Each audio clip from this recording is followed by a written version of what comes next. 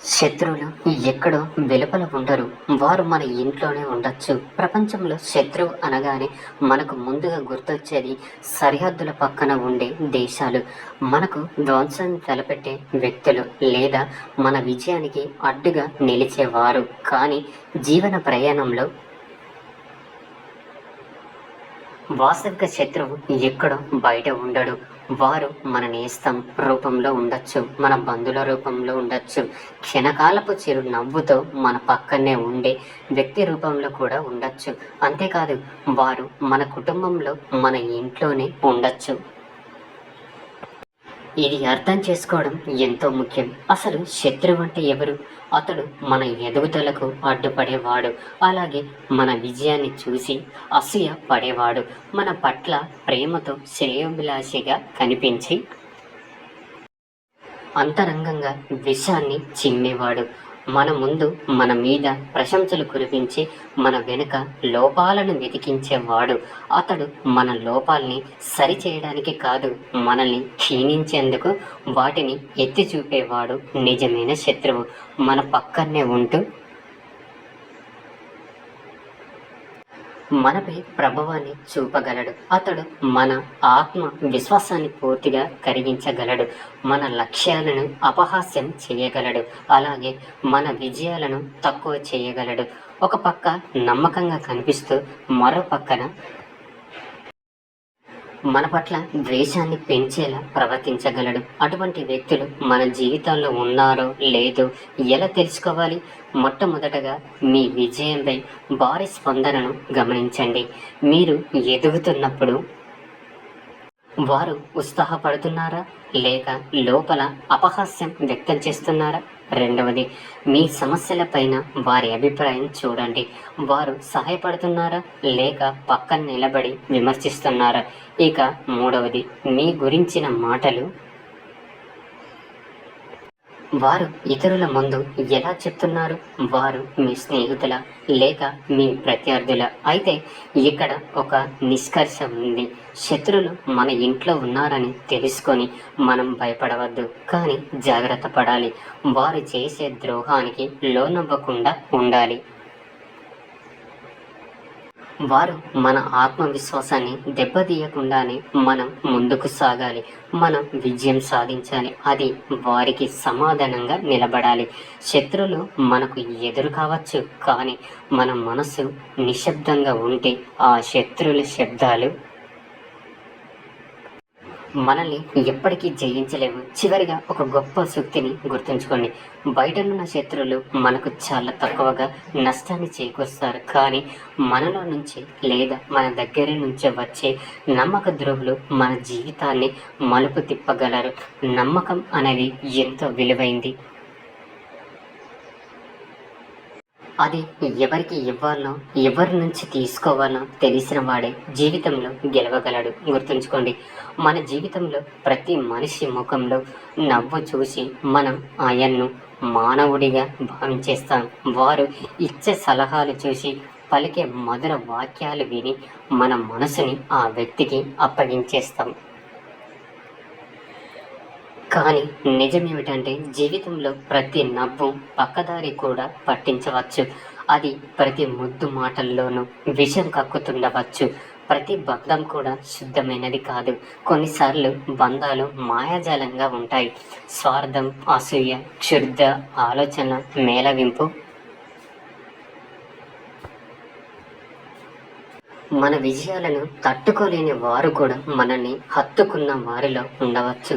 మన బలహీనతలు తెలిసిన వారు వాటిని మన మీదే ప్రయోగించే అవకాశం కూడా కలిగి ఉంటారు. మొట్టమొదటగా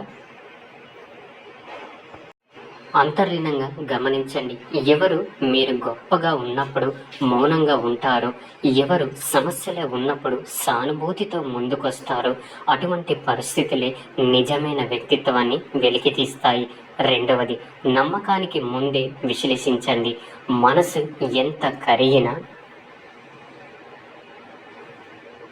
ప్రాణంగా అనిపించిన బంధాన్ని పరీక్షించకుండా ఎదుటి వ్యక్తికి మన జీవితాన్ని అప్పగించవద్దు.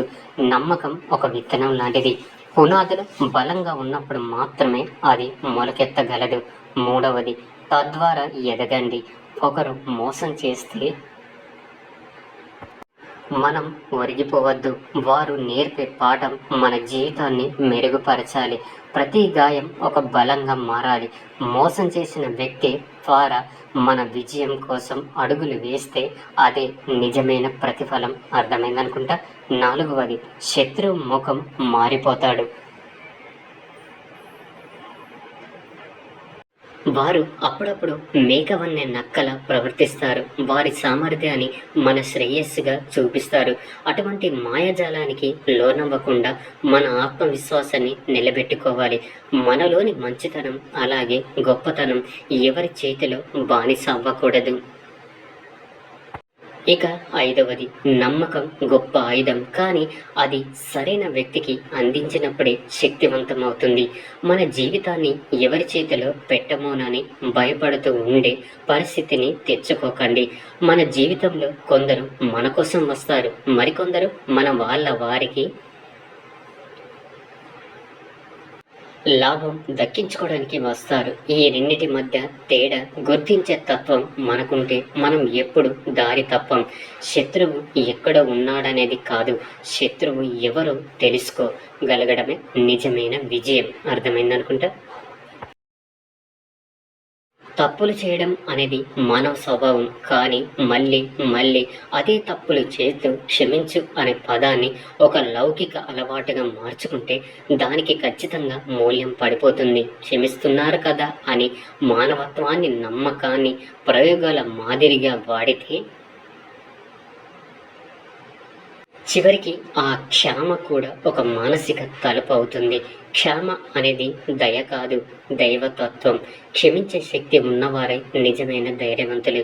ఇది వారి దయను, మంచితనాన్ని సూచిస్తుంది. కానీ ఎవరినైనా మళ్ళీ మళ్ళీ బాధ పెడుతూ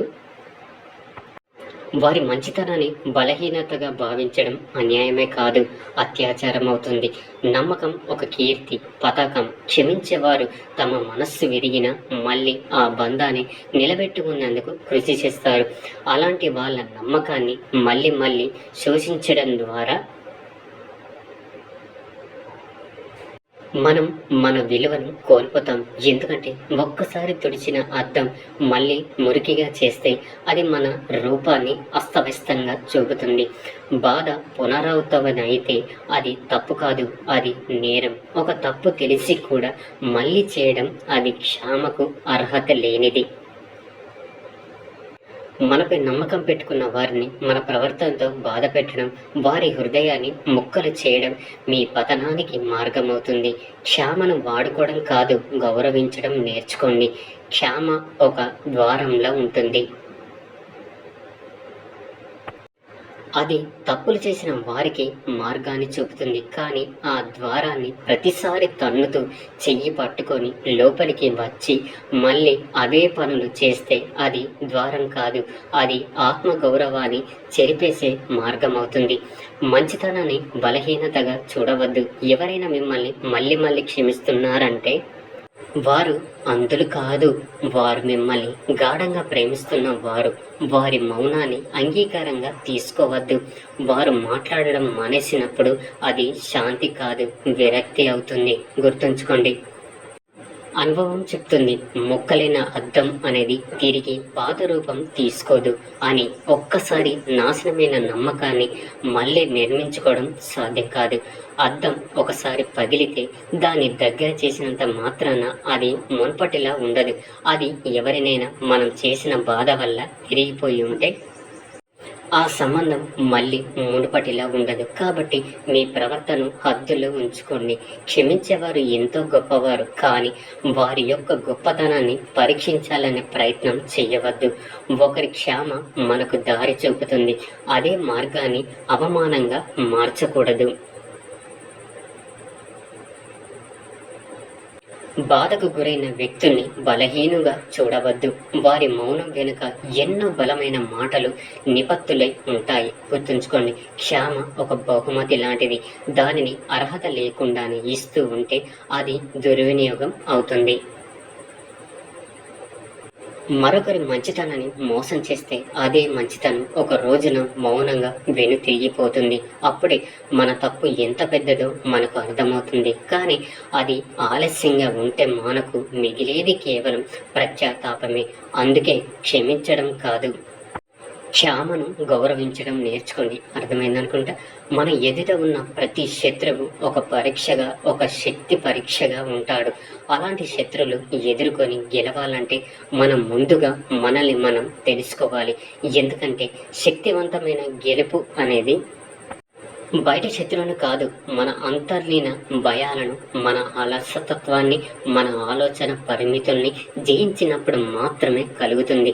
ఇందులో మొట్టమొదటగా ధైర్యం. శత్రువు ఎంత శక్తివంతుడైనా మనం అంతకంటే ధైర్యంగా ఉండగలిగితే మనల్ని ఓడించడం వారికి సాధ్యమవ్వదు. ధైర్యం అనేది భయం లేని స్థితి కాదు, భయాన్ని తెలుసుకుంటూ ముందడుగు వేయగల స్థితి. మన లక్ష్యం ఎంత గొప్పదో తెలుసు కాబట్టి నా శత్రువు ఎంత భయంకరమైన నేను వెనుకడుగు వెయ్యను అన్న దృఢత ఉండాలి. రెండవది క్షీణత శత్రువుతో పోరాటంలో విజయాన్ని సాధించాలంటే మన లక్ష్యాలు స్పష్టంగా ఉండాలి. మనకు ఏం కావాలి, ఎందుకు కావాలి, దానికోసం ఏం త్యాగాలు చేయాలి అనే విషయంలో మన మనస్సు నిలకడగా ఉండాలి. ఏ సందిగ్ధతకు తావు ఇవ్వకూడదు. స్పష్టమైన దిశలో పయనించగలగాలి. మూడవది బుద్ధి, అలాగే వ్యూహ శక్తి. గెలుపు అనేది కేవలం శక్తితోనే సాధ్యపడదు, అది వ్యూహంతో వస్తుంది. శత్రువుల బలహీనతలు ఏమిటో తెలుసుకొని వాటిని ఉపయోగించగల తెలివి ఉండాలి. దాన్ని లక్ష్యంగా చేసుకోవడమే తెలివైన పోరాటం. నాలుగవది సహనం. శత్రువుని ఓడించడం అంటే ఒక్క రోజుల్లో జరిగే పని కాదు. అందుకోసం సహనంతో ముందుకు సాగాలి. శత్రువు ఎదురుదాడి చేస్తే వెనుకడుగు వేయకుండా మన ప్రణాళికపై నమ్మకం ఉంచుతూ ముందుకు సాగాలి. ఐదవది ఆత్మవిశ్వాసం. గెలవగలను అన్న నమ్మకం మనిషిని అసాధ్యమైన పనులు కూడా సాధ్యంగా చేస్తుంది. ఆత్మవిశ్వాసం అనేది మన ఆత్మను చుట్టుకునే ఒక కవచం లాంటిది. అది మనల్ని ఎంత బలంగా చేస్తుంది అంటే మన ఎదుట ఉన్న శత్రువు మనల్ని చూసి వెనక్కి తగ్గిపోతాడు. అర్థమైందనుకుంటా. ఆరవది క్షమ. గెలుపు అనేది కృషిని తీయగా పీలుస్తుంది. ప్రతి విజయం వెనుక అనేక గంటల సాధనం ఉంటుంది. శత్రువుతో పోరాడడానికి సిద్ధపడే ముందు మనం మన శక్తిని, బలాన్ని, శక్తి సాధనని పెంచుకోవాలి. నిద్రను త్యాగం చేయాలి. అలసటను లెక్క చేయకూడదు. ఏడవది సంయమానం. మన క్రమశిక్షణే మన గెలుపుకు బలమైన మూల స్తంభం. ఎన్ని అవంతరాలు వచ్చినా మన వారిని విడవకుండా, మన లక్ష్యాన్ని మరవకుండా ప్రతిరోజు క్షమంగా ముందుకు సాగాలి. శత్రువు ఎంత కఠినమైన వాడైనా మన ముందు ఓడిపోవాల్సిందే. ఎనిమిదవది ఆత్మ నిగ్రహం. కోపం, తొందరగా, అసహనం ఇవన్నీ మన శత్రువుకు మన మీద గెలిచే మార్గాలు. మన భావోద్వేగాలను నియంత్రించడం వల్లనే మనం విజేతలుగా నిలవగలుగుతాం. తొమ్మిదవది మంచితనాన్ని పోషించడం. శత్రువుపై గెలవాలంటే తప్పుడు మార్గంలో కాకుండా ధర్మ మార్గంలో నడవాలి. మన చర్యలు న్యాయంగా ఉండాలి. ఎందుకంటే నిజాయితీకి ఇంకా ధర్మానికి చివరి విజయం తథ్యమని అందరికీ తెలుసు కదంటారా. ఇక పదవది ప్రేరణతో నిండిన ఆత్మతో ఉండాలి. మనం ఎందుకు పోరాడుతున్నామో ముందుగా తెలుసుకోవాలి. అది స్వార్థం కోసం కాదు, ఒక గొప్ప లక్ష్యం కోసం. మన పోరాటం వెనుక ఉన్న అర్థాన్ని గుర్తుంచుకుంటూ ప్రతిదీ ధైర్యంగా ఎదుర్కొన్నప్పుడే గెలుపు మనదవుతుంది.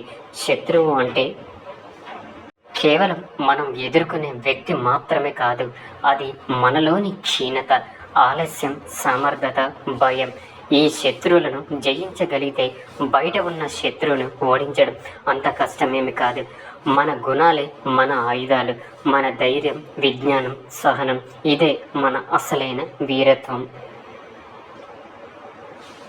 గెలుపు అనేది స్థితి కాదు, అది ఒక దృక్పథం. గెలిచే వ్యక్తి ముందే తన మనసులో గెలిచిపోతాడు. ఇక అతని శరీరం ఆ గెలుపుని కేవలం అనుసరిస్తుందంటే అర్థమైందనుకుంటా. శత్రువుతో పోరాడకుండా అతనిని ఓడించడం అనే భావన కేవలం మానసిక బలంతో దూకుడు తగ్గించిన వ్యూహంతోనే సాధ్యమవుతుంది. ఈ విధానంలో నేరుగా యుద్ధాన్ని కాకుండా వ్యూహాత్మకంగా శత్రువుని బలహీనపరచడం లక్ష్యంగా ఉంటుంది. దీనికి అనేక పద్ధతులు ఉన్న మూలంగా ఉండేది బుద్ధి, సహనం, వ్యూహం, అలాగే అహింసత్వం, విజయతత్వం. శత్రుని ఎదుర్కోవడం కంటే అతని ప్రణాళికను అర్థం చేసుకొని వాటిని విచ్ఛిన్నం చేయడం ద్వారా అతనిని బలహీనపరచడం అత్యుత్తమ మార్గం. శత్రువు ఎక్కడ బలంగా ఉన్నాడో అర్థం చేసుకొని అతని బలాన్ని ఉల్లంఘించకుండా దారి తప్పించాలి. ఉదాహరణకి శత్రువు కోపంతో స్పందిస్తే మనం నిశ్శబ్దంగా ఉండడం అతన్ని ఇంకా గందరగోళానికి నెట్టివేస్తుంది. శత్రువుని ఎప్పుడు కూడా బాహ్యంగా కాదు, అంతర్గతంగా ఓడించాలి. అతని మానసిక స్థితిని మార్చడం, అతని ఆశయాలను నిర్వీర్యం చేయడం ద్వారా అతను స్వయంగా తన లక్ష్యాన్ని వదిలిపెట్టే పరిస్థితి వస్తుంది. ఇక ఇది శక్తివంతమైన మానసిక వ్యూహం. నిజమైన విజేత అనేవాడు శత్రువు చేతిలో ఓడి కూడా అతని మనసును గెలిచేవాడు. అర్థమైందనుకుంటా.